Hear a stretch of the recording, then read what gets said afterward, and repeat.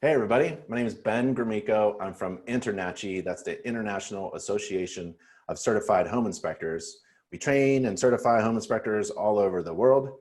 And today we have a special guest on our InterNACHI webinar. We do webinars all the time, free online webinars. They're open to members and non-members alike, and contractors and real estate agents. And we like to talk about performing inspections, marketing and business. And sometimes we have a special guest. And today we do. Brigitte Malik, she is from the inspectionboys.com, and she also trains home inspectors and home inspection company. And she also is associated with the New York Home Inspection School. So if you're interested in joining a franchise, you may want to talk to Brigitte or visit their website right now, theinspectionboys.com, and it's open to girls as well. And today we asked Brigitte to talk a little bit about performing home inspections in the interior side of the house. And that includes windows, electrical, bathrooms, and things like that, even the kitchen. And she's going to show us an inspection report and photos and teach us about how she performs inspections and how she trains other inspectors as well. So thanks, Brigitte, for being here with us today. I really appreciate it. Thank you so much, Ben. I really appreciate the opportunity to be here today. As you said, my name is Brigitte. I'm with the Inspection Boys. We are a franchise, and just going to go over with how we do inspections. And any questions, I'd be happy to answer them. Yeah. So as Brigitte gets ready to do her presentation, feel free to ask questions during the presentation, or we could hold them off until the end. But if you're attending the live webinar right now, there's probably a Q&A button somewhere or a chat button. Feel free to hit one of those and ask your questions, and we'll make sure all of your questions are answered. So take it away, Brigitte, whenever you're ready. All right, perfect. So one thing I want to start off with is there is no perfect system for every single home inspector. Every home inspector has their own way of inspecting, right? And I think that's really important to understand, because as long as you're getting the information and the defects are what's happening inside the house, there is no perfect answer to, I need to be inspecting this way. I am big on systems. Mentally, I'm a systematic person. I like to do the same routine every single time. And that's how I like to train everybody as well, so that we can get good quality reports. Well, what standards of practice do you follow, Brigitte? What do you refer to, or what do you use, or do you exceed the standards of practice? So we are in the state of New York, so we have to follow, New York SOPs. Then we're also NACHI members, so we also follow NACHI SOPs as well.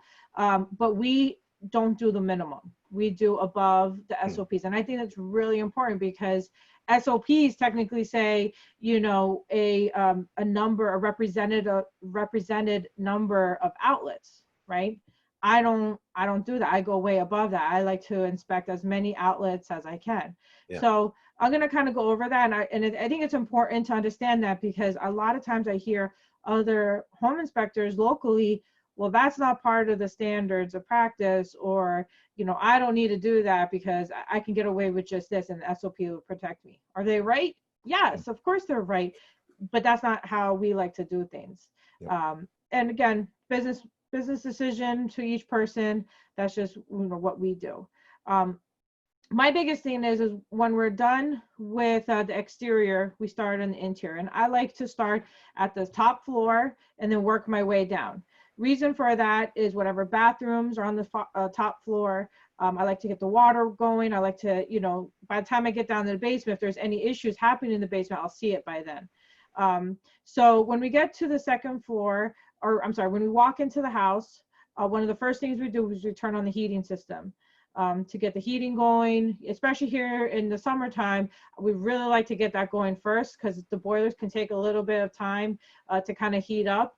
And also we want to cool down the house as fast as possible after that, because it's so hot right now. So we kick on the boilers, and we also check on the boilers again, because honestly, guys, you need to protect yourself. We've had an example where we turn on the heating system and we go downstairs to the boiler, and the boiler was catching on fire. So It's rare and in between, but it's really important that once you turn on that heating system, go and check the boiler. You have no idea what's going on. You have no idea the last time it was turned on. So check it. Make sure you don't see anything, any smoke or any fires. Cut that off if that's happening. And So also, sorry, Bridget, I don't want, no, yeah. I may interrupt you, but not everyone knows what a boiler is, actually. So in the South, you don't have this, but in the North and Northeast, I grew up in Pennsylvania, Bridget's in New York, we got things that are like square boxes of water, and there's fire. We shoot fire in the square box and heat up the water and then circulate the water throughout the entire house. It's insane. That's such a good way to put it. That's why we like to do it that way first as well. We check on the boiler, make sure there's no immediate concerns, and then we get started with the inspection. So we start on the second floor, and if there's a bathroom, I like to inspect the bathroom first, because honestly, bathrooms, kitchens, those take up a lot of time. So I like to do those, and then the bedrooms and so forth can kind of speed up from there. So I have some live photos from an inspection. So I'm just going to pull up some of the photos. Now, every home inspector, if you leave a home inspection with only 100 photos, I don't feel that you did, do justice. Not that you have to include every single photo in your report, but you should have a good amount of photos. I'm all about protecting ourselves, right? Somebody could say anything. And I take an overabundance of photos, but that's how I like to do it. So the first thing that you're checking when you're going into the bathroom is you want to get the water going, right? I put on the sinks, I put on the tubs, I put on the shower, start testing the toilets, everything. And I take photos of everything. So right here, we'll have the trap underneath the sink, and then we see that's an improper trap type, the trap material here. And we want to have this photo so we can back up our comment in the report too. So I guess, inspecting the interior has a lot to do with the report writing too. I like to do it where every single deficiency or defect that we find has a comment to back it up and a photo to back it up, right? Because I'm all about photos. I want to make sure that we're well protected. So we kick on the water right away, make sure we even test the stoppers to make sure that the stopper's working properly. If the water is staying, check the heat on the cold, hot, and I do those separately, and then I put them all at once, because then it'll change the water flow, and sometimes the water flow may go down a lot when you turn them both on. So it's really important to just try to inspect everything that you can. When we're inside the bathroom, I kind of grab the counter and the cabinet to see, gently to see if it's moving, if it's properly secured, because you'd be surprised, especially in flip houses. I've grabbed it where all of a sudden, oops, the granite starts popping off.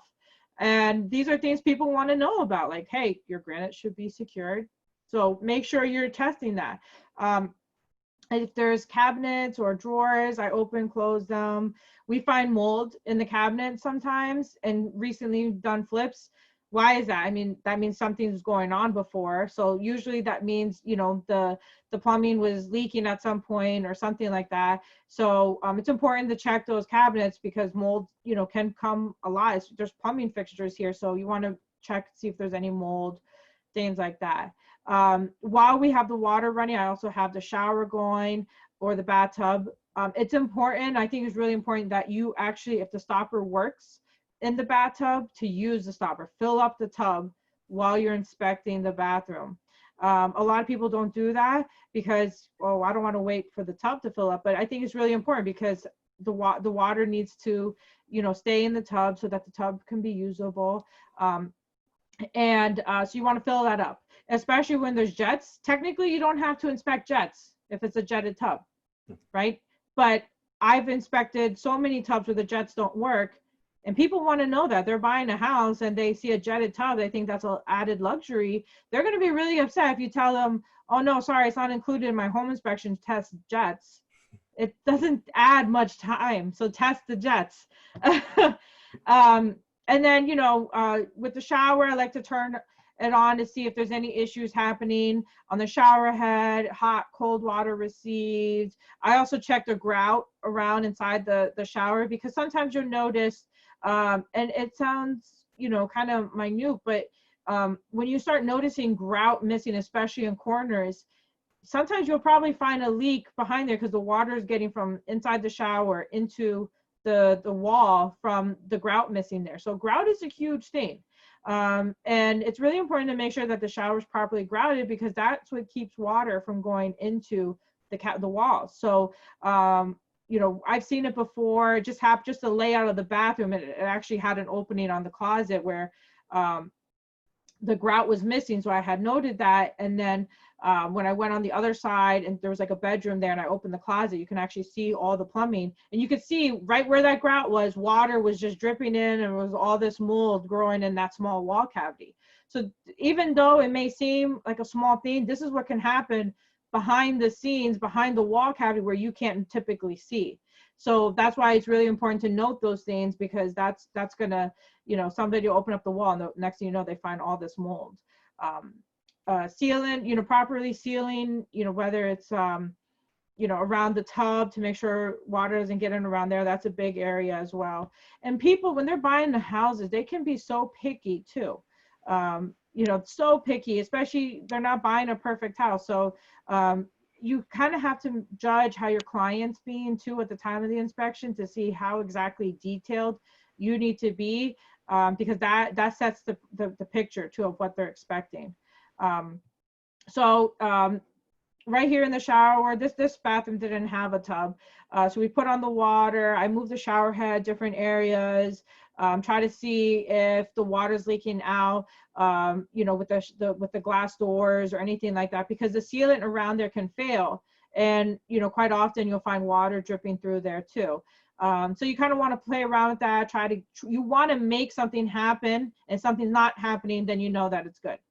And that's my logic. You know, some people may do it differently, and that's fine, but this is how I do things.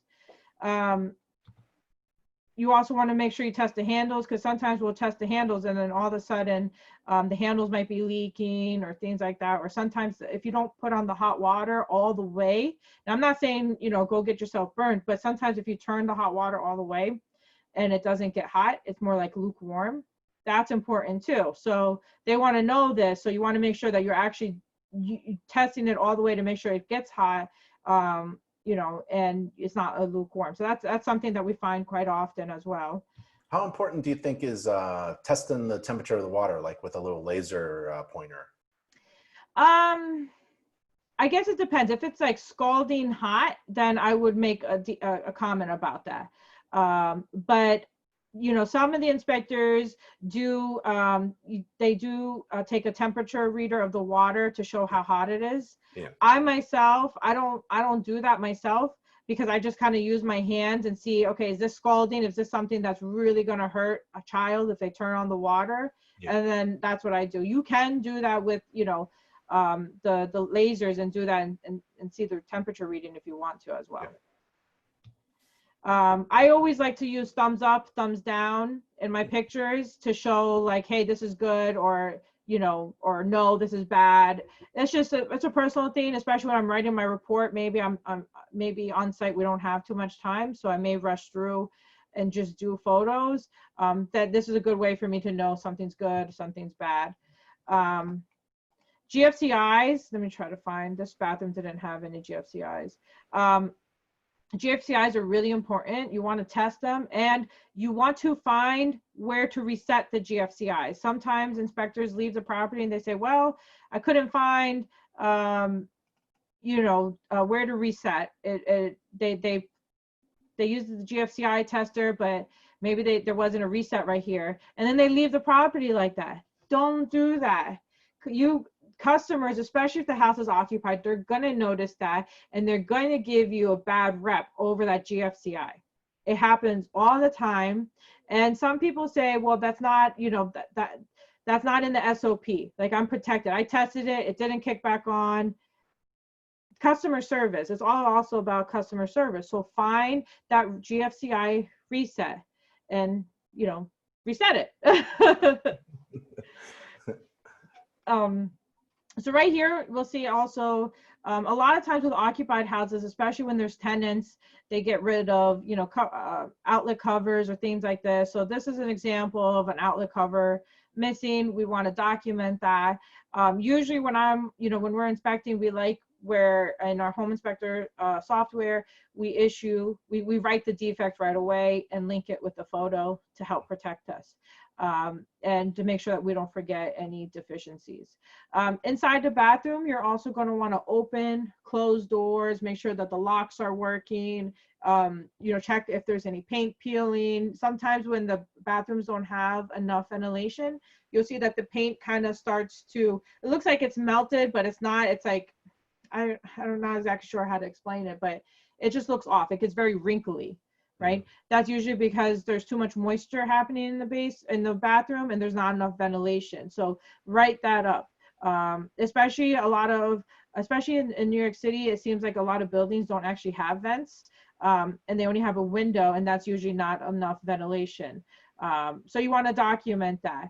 I like to take a photo of the vent as well in the bathroom to show that it's working. Sometimes I'll put like a piece of toilet paper on top of the vent to show, hey, the toilet paper is being sucked up and it's working properly.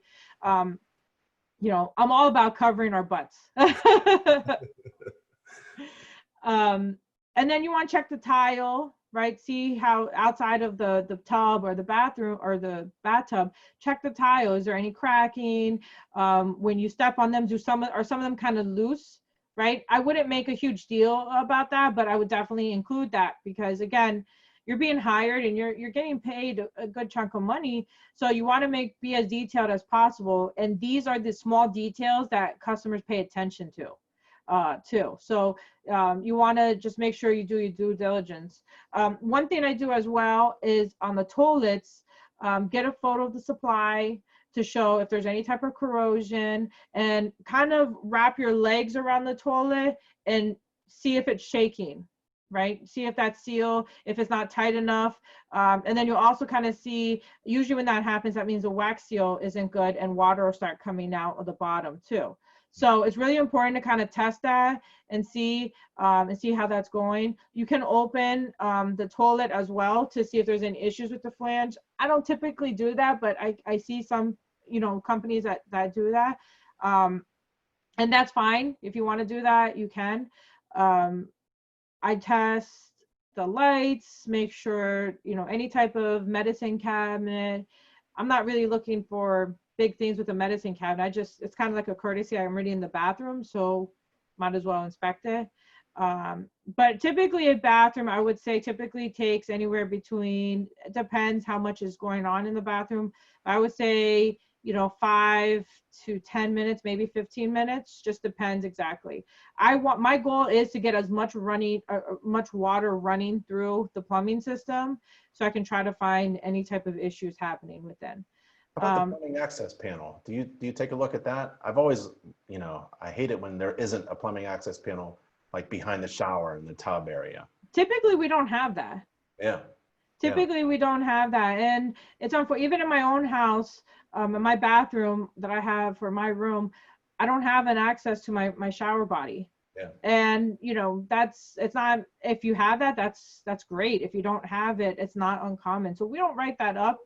Maybe if it was something that was more common to our area, right, we would. And I think you bring out a great point there too, Ben. Your area where you live may have things done a little bit different than we have here. Yeah. So if you have access panels for plumbing like that, then definitely note it if that's a common practice in your area. It's not here, but if it is, then you should be including that as well. One thing I like to do is when we're inspecting is, even in the bathrooms, is we use our lasers to get the temperatures, whether it's at this house, this was for central AC, but if there's any radiators or baseboards, we want to get showing that, hey, the heat's working. And then same thing, if there was a register for cold air, we would do that here. It's very common here to have a house with central AC for cooling system only, and then they have radiators or baseboards. So it's two separate systems that we have to check. And when it's both comboed, great, it saves us a little bit of time, but it's very common here to have that separate. Sorry if you guys hear my dogs. Speaking of dogs, Ricky asks, what's the best way to manage pets? When you go inside the house and there's dogs all over the place, how do you handle that? So that's a great point. So we use ISN, and in ISN, we have our emails that go out to the clients, the selling agents, and the buyer's agents. And we say to them, if there's any dogs, please put them away, or, so that they don't get in the way. I say it much nicer than what I'm saying it right now, but pretty much to do something with the dogs, if the dogs isn't nice or something like that. We still inspect if there's dogs, unless the dog's really aggressive, but we've never had that happen. But we have that courtesy email that goes out to help with that. And most of the time the agents, they open up their emails, let's say, and they'll write back, yeah, no issues, there's no dogs present, or, we'll take care of that, or something like that.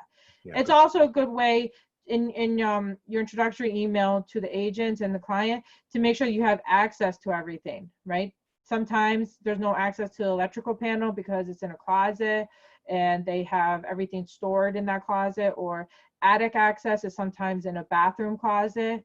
So we do that as well to try to tell them, hey, we need access to these areas. Please make sure that there's access. Otherwise, if we have to come back, it's an additional fee. Yep. So that's a great question. Now, once we get inside, like the individual bedrooms and things like that, every single window that we can access, I always take a general photo of every room, but every single window that we can access, I like to open, close them, and test them, locking them, making sure that the screens aren't damaged, making sure, and then I take photos showing thumbs up, thumbs down. I don't do it for every single window, but I get a good number of photos, but I like to test every window that I can. We're not moving furniture. That's it. I would not move furniture or anything like that. We're not, we're not really climbing furniture either if a bed's in the way. And I'll give you my reasoning on that, because some people do climb the beds. We live in an area in New York City, and unfortunately, sometimes New York City tenants are not clean and they may have bed bugs. So we do not climb. We don't know which house may have that or anything like that. So we don't climb the beds or anything like that because we don't want to get bed bugs. So we try avoiding touching whatever we don't have to touch as much as possible. That's our area. So that's a constant fear that we always have when we're inspecting. But you want to make sure that the window hardware is working. You want to make sure the locks are working, things like that, because we've done houses where none of the locks work in the entire house. And it's crazy. And the agents say, oh, well, it was working before you got here. How does that change in like a few days? Come on. And make sure you open, close, you're looking for any broken panes. If the window is kind of like hazy or has like moisture in it, then you know that the gas seal is broken. So you want to document that, because that's actually a really expensive fix to do. Typically, if I'm not mistaken, you typically have to replace that pane in order to get it fixed. So that's an added expense, and it can be an expensive one. Now, one thing I want to make sure, and I have some stories I could share too. If the window doesn't open, don't force it to open. Don't force it, because there could be so many reasons why. You documented that it was difficult to open. We had an inspection where an inspector, it was a casement window in the front, and from the outside it looked great. The handle was there was no issue seen. The inspector went to open it and the entire window fell out of the front. And the whole thing shattered. Now, technically, that we're not at fault, because all we did was, unlock the window so we can open the handle for the casement, right? Well, there's no, come on, like the homeowners knew that this was broken. There's no way they did not know that this was not broken. But as a business decision, we had made the decision to replace that pane only, just out of, courtesy. I mean, sometimes, I don't really want to get too much into this, but sometimes customer service and going that extra step starts getting you a lot more referrals, right? From agents. Agents are worth a lot more than one client. And if that agency that they had a good experience and you went that extra step, it's going to generate a lot more business for you. So yeah, even if it's not your fault, you have to figure out, are you going to spend time and risk business, arguing that you were right and you didn't do anything wrong, or are you just gonna maybe make people whole again? And Exactly. yeah. Yeah. Exactly. That's such a true point. So that's what we did. So we've had some stories like that. I've had a story where an inspector did force a double hung window open, and the bottom pane came out, and I'm there trying to put it back in place. And so that was fun. The customers was very upset at him, and I was just trying to like, hey, you know what? I'm so sorry. You know, if I can't get this back in, I'll definitely get somebody out here. So, don't force things open. He learned that real quick after that one. Yep. But I know of an inspector who forced the window open. It was a double hung, and it was trying to push it up, and it broke and cut him. Oh gosh. Just right on the glass. So yeah, forcing something that won't open, just take a picture of it. Yeah, it's safer not to give it a whack. Exactly. Take a picture and move on. Yeah. Now it's important in the interior of each room. We talked about the windows, outlets, right? I like to test every single outlet that I can get to. And vacant houses, you're going to be testing all the outlets. If it's a vacant house, occupied houses, you're not going to be testing as much because most of the outlets you can't get to. So whatever I can access, I access. And then we take a photo. I like a lot of photos. So as you can see in some of the photos, this one's not that great of a photo, so we didn't include this one, but we like to take a photo showing that everything was good with the outlet and nothing was bad. I like to take photos of every single outlet and show that, you know, yay, nay, or whatever it is. Just a protection. I don't include every single outlet, but that's what we like to do. Then we also take photos of the heating system, like the baseboards in each room. This is not that great of a photo. This is an inspector who was training, so but we take a photo of the baseboard and we'll show that, hey, heat was received here, there was no issues, or whatever the case may be. And you want that. Now, how many pictures do you take normally, you? Me, okay. I think, let me try to find, this job had 265 photos. Ah. And it depends on the size of the house. Right? Are they all going in the report, or just? No. Yeah. No. Yeah. No. Some of them we use Home Inspector Pro, and I have let me pull up my report. So this is an example of a report right here. This is the summary page that we do. The summary page is a marketing piece. So you want to be very conscious of the summary page. You don't want to, if every house, the summary page is going to change.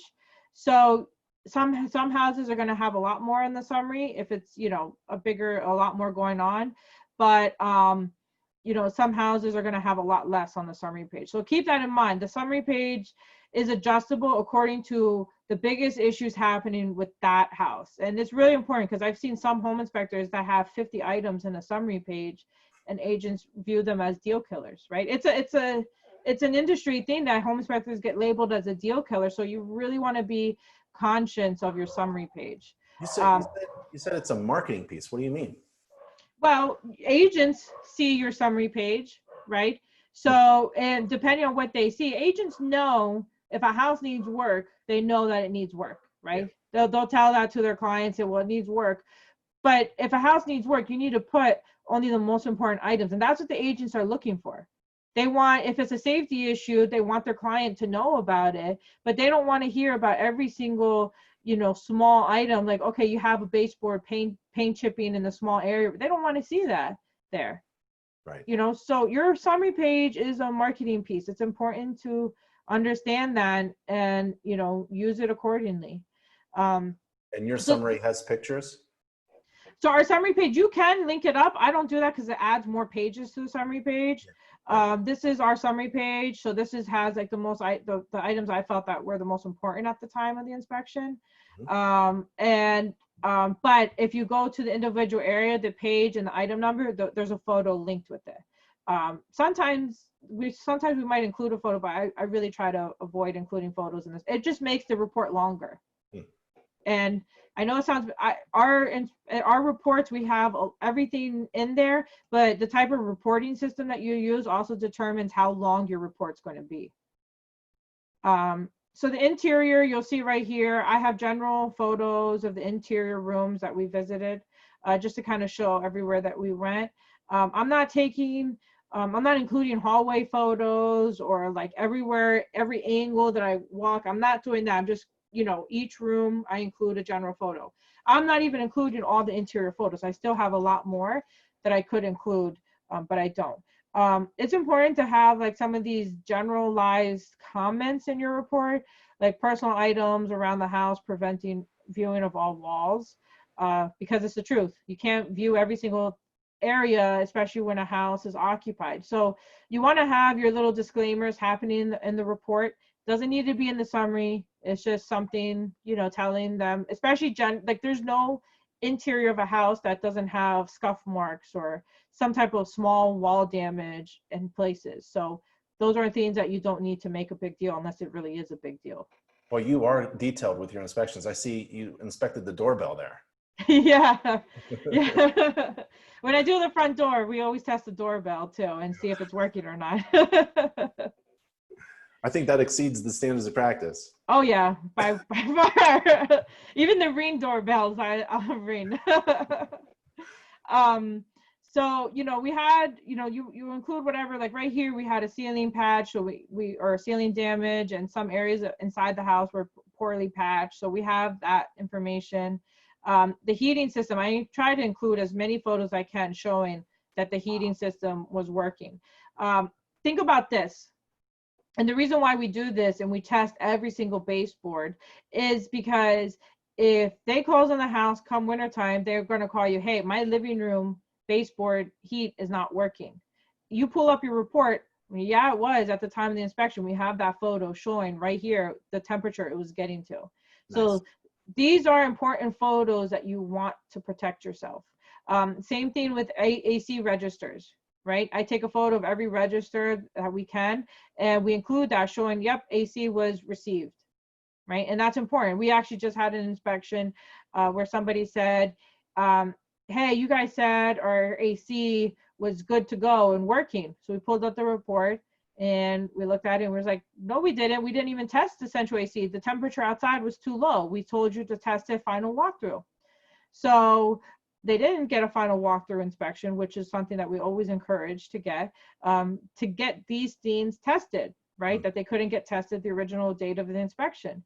And they said, that they had tried turning it on, that the selling agent had got the AC on at that time. And they said it was working during their walkthrough, right? Not inspector walkthrough, their walkthrough. And, but he had just moved in and he said, it's 90 degrees outside, only warm air is blowing out. I'm sorry, sir. We can't really help you. I can refer somebody to you, but we have everything written of exactly what happened. And we told you to get a final walkthrough, and, it sucks. I feel really bad for the guy, but we're not liable. Yep. So that's why it's important to do these things. Yeah. We test every interior door that we can, all windows, outlets, all the interior doors, open, close them, lock them, make sure that they're all working.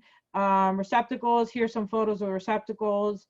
When it comes to, we're in New York, we're such a, we have so many old houses that we deal with ungrounded outlets quite often. So sometimes there's so many houses that are just, they were built with an ungrounded system originally.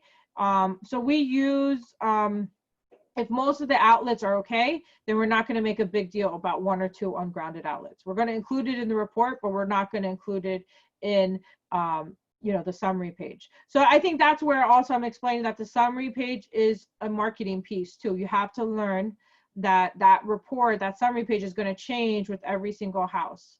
If it was a new construction house and there's really not much wrong, then we're going to include those outlets in that summary page because it's a new construction house. It should be pretty close to perfect. Does that make sense? Yep. And Dominic asks, do you ever move household items to get to the outlets? I think you mentioned about you know, if it's vacant, you're going to do more than a typical home inspection that's occupied, but you're not going to move a bunch of stuff to get to everything. No, yeah, we're not going to move a bunch of stuff. If it's like in the kitchen, you know what, coffee makers, people get really finicky about because they have timers set up and everything. And I will ask them like, hey, I'm going to reset this. Is it okay? And sometimes they'll say, no, I don't want my timer messed up on my coffee maker. Right. You know, so kitchens, you know, we try to test everything that we can. I'll unplug if it's like a blender or something, but coffee makers I'm very weary about because people get really, you know, they need their coffee. So Yeah.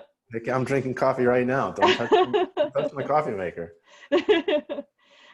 Switches, you know, turn on and off the switches when you're walking into the rooms. If something doesn't kick on or a light doesn't turn on, you know, document that, but we're not really going too crazy with the switches. We just, whatever we see, then we'll write up. Stairs is really important to get, you know, make sure you get photos, make sure that the stairs have railings. Smoke detectors, get photos of. I always like to look for those first and make sure that there are smoke detectors. And if there's not, you definitely want to include that in there. Thermostat's important to locate the thermostat location. Returns, people like to see where the returns are and things like that. I'm trying to speed up because I realize I'm talking too much. No, that's okay. It's okay. Kitchens are done very similar to bathrooms, whereas when I get to the next floor, after I'm done with the second floor, I always leave the attic for last. I always, reason being is you don't know what you're going to expect or find in the attic, and people don't want you walking around their house dirty from going into an attic. Yeah. So it's a customer service thing, and I always leave the attic for last in case I get dirty. I'm not walking around their house dirty. So I'm trying to find my kitchen section. Now that I'm on here with you guys, I can't seem. Let me just do it like this. Ricky asks, do you back up all your photos, like yes, cloud storage or an external hard drive in your office, or both? Yeah, so what we have, since we use ISN, every single inspector, they have to save their HSZF file in ISN as well. So if there's ever a need that we need to, you know, pull it up, the HSZF file actually has the photos embedded in it, and then we can access it. If they take, like, I use a digital camera for all my roof photos. I always bank backups in Dropbox of my roof photos or anything else. I always have backups. Yeah. Great question. Kitchen's done very similar to a bathroom, except just different things in a kitchen. I like to run dishwashers through a rinse cycle. I don't do a full cycle. I do a rinse cycle. Why? Because, you know, people get upset if their dishwasher is not working. It's a luxury here in New York to have a dishwasher. A lot of apartments and houses in New York City, they don't have dishwashers. So when you have a dishwasher, I know when we got my house and I had a dishwasher, I was so excited because I've been washing my dishes from hand for the past, you know, 5-6 years. So I do put them through a rinse cycle to make sure that water comes in and water drains properly. I'm not really going through sitting there for 2 hours waiting for a whole cycle. Now, if it's a brand new property, I will not be the first to turn on that dishwasher if it's newly installed. Reason being is I will disclaim the dishwasher because you don't want to be that person where the contractor didn't install it right and then you have water leaking all over the floor. And that happens. We've had it happen. In fact, Matt did a job and one of the guys had to take off his t-shirt, his t-shirt to try, you know, picking up all the water that was coming out of out of the dishwasher. So don't test if it's never been tested. Don't be the person that tests it. Same thing with older dishwashers, right? We've seen dishwashers that are, you know, 20 years old. I'm not going to test it. I'm going to put it past its lifetime. If it's working, great, but let the seller be the one showing them that it's working. If the dishwasher, sometimes we'll find houses where they use the dishwashers for storage. Literally, they have books in there, things like that. Don't take that out. Disclaim it. Say that it was being used for storage and not operable. So that's how it goes with dishwashers. You want to look for a high loop, make sure that everything is installed properly underneath the sink. Now, one thing is that if it's a septic tank and you notice that there's a garbage disposal, you want to note that too. So we look out for that. If the house has cesspool or septic tank and it has a garbage disposal, we definitely make note of that as well. But the kitchen, we're testing the appliances, the range. I like to take photos showing that the range is in good condition or that all the gas flames came on. I take photos showing that the oven came on. You know, this house, the vent hood wasn't working. So we put that in there. And actually, this was something that the customer was really upset about, that it wasn't working. So it's important that you test everything you can, the lights, speed of the fan, things like that. And then cabinets, are we open, close the cabinets, the drawers? You'll find some cabinets where there's a cabinet, but guess what? There's something blocking it where it doesn't actually open. It's, you know, maybe, you know, the kitchen, some people do some crazy things with kitchen layouts. So make sure you test those things. And, you know, sometimes the hinges are broken, and these are things that you would make, you know, documentation of. Once we're done with the interior rooms and things like that, then we go down into the basement and we do the basement. Oh, here's a photo of a tub that we filled up with water, as you can see. And then this is me touching the jet and it wasn't working. So that's why I have the thumbs down here to prove that. I like the thumbs up, thumbs down. I really do. But I see you don't do like a lot of what a lot of inspectors do. They put a bunch of arrows of all different colors and circles and emojis and all this other stuff on every picture. I leave that up to each individual inspector. If they want to take the time to do that, by all means, go ahead. I just find it a waste of time for me. Yeah. For me. I that's why I do thumbs up, thumbs down if something's wrong. And if they really, most of the time clients aren't really zooming into the picture to see where that double tap is. Like they don't even know what a double tap is, you know?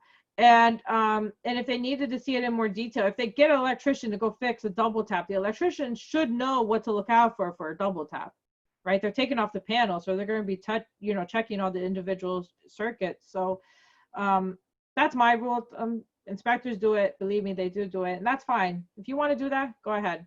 That's just not me personal. You do videos? Yes. So not every single inspection report do we do videos, but what I like to do, especially with Home Inspector Pro, we can include videos. But if I find like something like water gushing out of like the main, you know, in the basin somewhere, I'm going to show a photo like, hey, there's water gushing out here. Problem with videos is they have to look at the report in a very specific manner, and they won't be able to watch the video in a traditional PDF form. Right. So, you know, I take the video and, you know, I'll include it, but I also have a backup on my computer too. So if they wanted me to email it to them, I could email it to them too. Ricky asks, by exceeding the SOP, you're saying you feel it better protects the inspector from liability. Oh yeah. Oh yeah. Like if you exceed the SOP, you're protecting yourself from liability, because you're not going to have customers coming back like, hey, you know, I have 10 outlets in my house that aren't working. You know, you said you tested the outlets. Maybe you only tested 2 outlets. That's a huge liability to not just go the extra mile. And it doesn't add time. It really doesn't add time. So we go above it because we want to provide extra value. And the more value that we provide and the more detailed our inspections are, the less you call backs later on, or complaints and things like that. And then you're going to be more of a referral source too for agents or whomever it is. So look at it that way. Like your inspection report, the entire time that you're at an inspection on site is marketing. The way how detailed you are is marketing. You're gonna, clients love to see you doing the extra mile, and then you're gonna get business out of the client, their cousin, their brother, whoever it is. They send you to their whole family. And same thing with agents. If you make their client happy, the agent's gonna also refer you too. So the basement, we inspect very similar as the interior, checking everything that we can see in the basement. Only difference with the basement is if the basement's not finished and we can get to the foundation walls, we like to take moisture meter levels in like the corners, especially where the gutters are at, to kind of see, why isn't this going? To kind of see if there's any elevated levels of moisture in the basement, especially like corners where gutters are typically at, or like perimeter gutters. You want to keep in mind, because sometimes you can't see it once it goes underground. But if you go into a basement, then I pay close attention to those corner areas where the perimeter gutters go underground, because it could be leaking there. What I want to say, and I'm not really going through the exterior, but the exterior sets the precedence of how the interior is going to be, especially when it comes to the basement. Whatever you find on the exterior, gutters wise, roof wise, whatever is going to, the exterior is telling a story. So whatever you find on the exterior, you want to triple check once you get inside the basement. Especially houses, I've done houses with no gutters. I've gone into the basement and there's termites everywhere, there's foundation issues, and because there's no gutter. So you want to keep that in mind, though. Everywhere you go is telling a story, especially the exterior. And even though that's the fastest part of the home inspection, you want to keep that in mind. If gutters are, there's no extension on the gutters, usually I'll find an area in the basement with termite damage, right? Termites need water.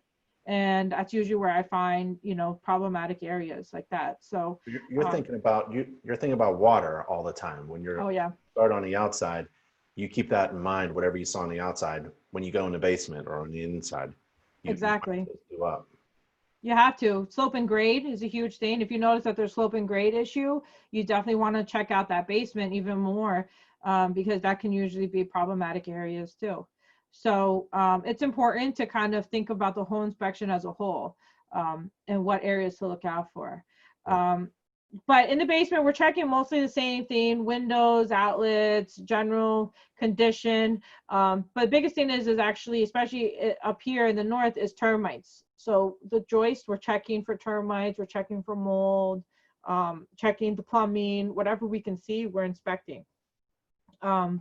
And typically, find a house without termites is actually, it's kind of like a good day, because typically we will find termites everywhere. We live in an area where termites are everywhere. So it's very important to try to catch it. And even if you don't catch it, like when my house, when we did the home inspection, we didn't find the termite damage, but when we opened up my dining room walls to do new drywall, that we found the termite damage there. So sometimes you can't see it, and that's fine. Water meter, make sure you find the water meter, the main cleanouts. Sometimes you're going to find this basement had a small crawl space access, and you couldn't actually get into it. It may look like it's a big opening from here, from this photo. It really wasn't, and it was about 5 feet above the basement level, so you couldn't even get into it. And so you want to make sure that you're opening, closing closet doors. Check this was in a closet door, this crawl space access. So don't just walk through, open, close the doors. The meter for this house was located behind the tenants, like all their stored boxes. So the owner moved all this tenant stuff so we can get to the water meter, things like that. So you really want to do your due diligence. If there's a laundry room, you're going to inspect the laundry room. Laundry room is pretty limited. It depends on if there's any plumbing for like a sink or things like that, but you actually want to make sure that you find the dryer vent, and does it actually go outside? Does it actually expel outside? And we've seen it sometimes where there's no termination point for the vent, where it just goes inside the wall cavity. That's not what you want. So you want to make sure you find the termination point as well. And then note if it's flexible or ribbed or whatever it is. We always write up when it's a flexible dryer vent, because, and look at this one. This one's all like twisted up. So there's no way that this is, even doing it right. So it's important to do that. We test the outlets in the laundry room if we can get to it, things like that. Let's see. Ricky asks, what's the most common moisture issue that you find from the exterior? What are the common moisture problems, water entry problems do you find? Gutters, the downspouts not having proper extensions. Yeah. That's it. And I tell this to people and agents all the time, that not having those extensions whether it's now or in a few years, you're going to start to see, elevated levels of moisture or mold, efflorescence, whatever. You're going to see that. And that's, again, termites need water. And that's the perfect way to give termites their water.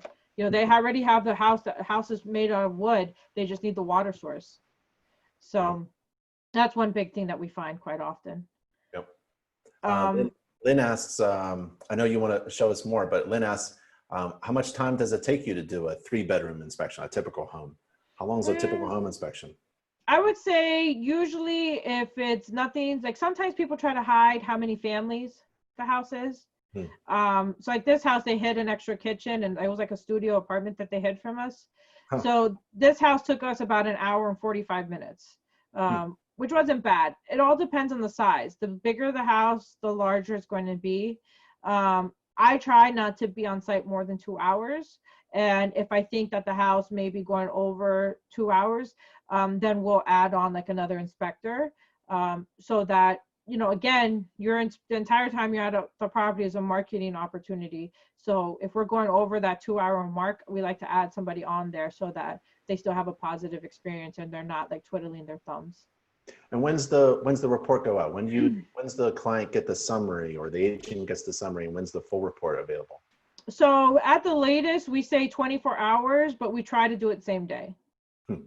It depends, because sometimes if we have like 2 or 3 inspections a day, it's a little bit unreasonable to expect an inspector to, stay up till 2, 3 a.m. But the inspectors are supposed to finish about 90% of the report on site. And then when they get home, it's just kind of putting it together, grammatical errors or things like that. Sometimes we have to make a judgment call too. Sometimes if there's a rush or something happened, sometimes you may just have to take photos and then just dedicate more time at home. But I really don't like to do that because I think it's more of a liability when that happens. Yep. Ricky asks, why would they hide that additional kitchen? Maybe it's because the inspection price goes up.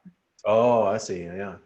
The inspection, and also they think that the home inspection that we're reporting things to, for taxes or things like that to the city, when we have nothing to do with that. So they try to hide it because they don't want their taxes to go up. But if the township building inspector comes in and that's a whole different thing. Yeah, there's more than one family and more than one kitchen and all that other stuff, then there could be something about code violations and occupancy and stuff, but that's not what home inspectors do, right? Exactly. And we put a comment on that as well, that we're not code inspectors, in the beginning of our report, that we're not code inspectors. Yep. So I've gone through a lot. I think we're almost at an hour, so I don't want to, but it's important to go through everything, inspect everything as fully as you can, go above the SOPs. That's what I'm going to say to you guys. I hope this was knowledgeable to everybody. I think it was. This was fantastic. I love it. But the one thing I see from you, Brigitte, is a consistent pattern, a way to inspect things. Like you're always saying that this system here is, and the way I inspect this system here is the same way I inspect this system here. I think you compared the kitchen with the bathroom, like it's the same thing. You do the same thing in the same system all the time. Is that what I'm picking up? Oh yes, absolutely. Systematically. I like to, like I said, I'm a systematic person, so I like to have things systemized. And also it prepares you, like, you have a routine. When you do an inspection, you know exactly what you got to do, and it limits forgetting anything. Yeah. For new inspectors, sometimes they'll show up at the property and they'll be how can I say it? They'll be pulled like a dog on a leash by their client. Oh no, you have to control it. Oh, what's this? Oh, what's that? Hey, what's that? Can you tell me what that is? And then the inspector is just going all over in a random pattern. And sure enough, it's 4 hours later and they haven't even done anything. And it's so important for people to understand that when you arrive at a property, right? And it's actually something that, it's hard to explain to people, but I only walk around the house once on the outside. Right? I'm very strategic on where I'm walking. I don't want to retrace my steps. So when I'm in the front, I'm doing siding, roof, foundation, everything that I can from the front, and then I move on to the next side. Do the same thing. Next side, next side. I'm very systematic. And then I leave the garages for last always. like on the exterior. The reason why is I'm controlling the amount of time I'm spending. You have to set the precedence when you meet with the client, like, hi, my name is, Joe Schmo.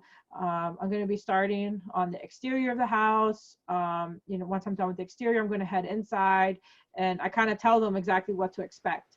I tell them, if you have any questions, you're more than welcome to ask them, but I will be answering all your questions at the end of the inspection.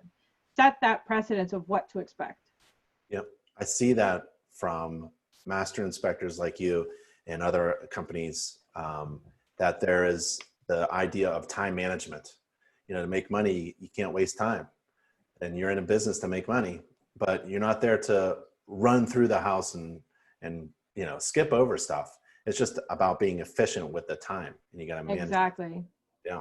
It's so important. Efficiency is huge, especially in the home inspection industry. You don't want to be, spending too much either, but you don't want to give up thoroughness, which I don't feel that we're giving up thoroughness at all. Rick, it says, prior to starting the outside inspection, is it a good idea to do pre-inspection photos of the interior? So do you go inside the house first and make sure like everything's okay, and then you start on the outside with your formal inspection? No, I always start in the exterior first. Like I said, the exterior starts the story. Yeah. If it really does, because I've done a job in Brooklyn before, like the job was mentioned before, had no gutters, but also the whole foundation had moss on every single side of the foundation, right? Like moss, there should never be moss growing on a foundation, right? There's one thing with like discoloration, maybe because of grass or something. And so I already knew there was a foundation problem just by looking at that, just by looking at the gutters. But I wanted to see what else the exterior had, right? I want to get a better idea of what to look out for when I'm inside the house, right? Yeah. And we did the roof, and there was a huge hole in the roof and all sorts of things. So when I got inside the house, first thing I did was look at my problematic areas to see what's going on first, to get a better idea. And as soon as I went into that house, and the client still wanted us to do the full home inspection, because I really don't like stopping inspections unless it's like a real big ticket item that's going to cost a lot of money, right? So I went down to the basement, and the foundation, it was cinder blocks, and as soon as I walked down into the basement, I see mud tubes for termites, right? So I already knew, all right, we got termites, great. Finding mud tubes is great, because you can already put that into your comment that, hey, there's termites or whatever, wood deal organisms within the house. Then I started looking at the foundation, and I don't know what came over me, but I took my probe and I just put it into the foundation wall, and it just went right through like butter. Just like butter. And I'm just doing this, and I'm like, oh my, it was soaked with water. Yeah. And so I told the client, like, hey, we got termite damage everywhere, because then the main sill plates everywhere was eaten away. And they were like, no, we want to keep going. So I was like, all right, we did the full inspection. They called me back 2 weeks later. Hey, we just left. The engineer just got there and just left. It's going to cost over $40,000 just to fix the foundation walls. And they went through it, or no? No, they ran. Yeah. They ran, but they, the exterior tells a story, so you know exactly what to look for when you get inside. That's why I always start in the exterior. Have I done things where I start in the interior? Maybe a tenant, is leaving. They want, I've changed it a few times, but I really don't like to. Yeah, and the cost of that home inspection, they saved so much. Oh yeah, headache. Exactly. That was a great purchase on their part, hiring you to do their inspection. Hey, so we're wrapping up. Why don't you tell everybody about where you're located, and your company and your school and inspection boys and opportunities for the franchise? Absolutely. So we're the Inspection Boys franchise. Our headquarters is in Pennsylvania. We have locations in New York, and then also we have a few locations. We have a location in Kansas City and Ohio. We are a new franchise, and we're working very hard to grow it. There's 3 partners: myself, Matt, and Rob. We're all very close with the franchisors. We have a New York Home Inspector School that we partner up with, and we are Matt is a what is it called? New York State Home Inspector instructor for New York Home Inspector School that he teaches out in East Islip. And we are multi-inspectors out here in the island. So we do a lot. We offer a lot. If anybody's interested in franchising opportunities, everything that I discussed going in here, we teach you on how to do and how to market yourself and so forth. So happy to talk with anybody. Wonderful. Thanks, Bridget. I really appreciate it. I love it when veteran, experienced master inspectors want to take some time out and share it with others. So I really appreciate the time you've taken to do a webinar with us. Really no, thank you guys for inviting me. I really appreciate it. Thank you so much. All right. Stay safe and healthy, everybody. See you, Bridget. Thank you. See ya. Bye.